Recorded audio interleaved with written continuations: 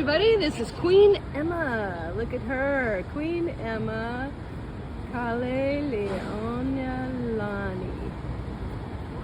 Yeah, so she was wife of King Kamehameha IV, owned the land under the international marketplace. So here's Tesla, and we are at the international marketplace.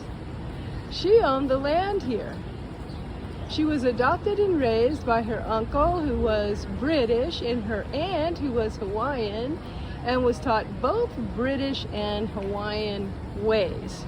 So while being fluent in Hawaiian, she spoke English with perfect British accent.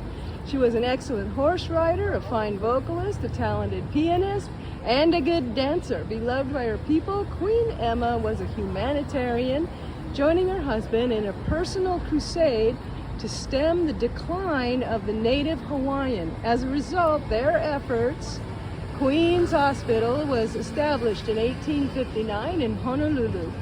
Personal tragedy was no stranger to Queen Emma, who lost both her 4-year-old son and husband before she was 30 years old. To mark her family's tragedy, she took the name Kaleleonalani, that means the flight of the heavenly chiefs. She responded to personal adversity with humanitarian efforts, demonstrating a regal aloha spirit.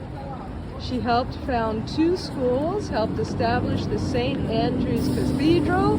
Her legacy of caring for people of Hawaii continues through the Queen's Medical Center.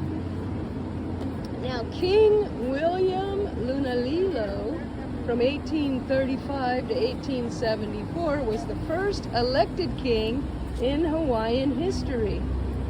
How do you like that? Located in Nu'uanu, Queen Emma's summer home, named Hana-i-ka-malama, is a National Historic Site and contains numerous personal artifacts. LadiesOfJusticeLeague.com, come visit.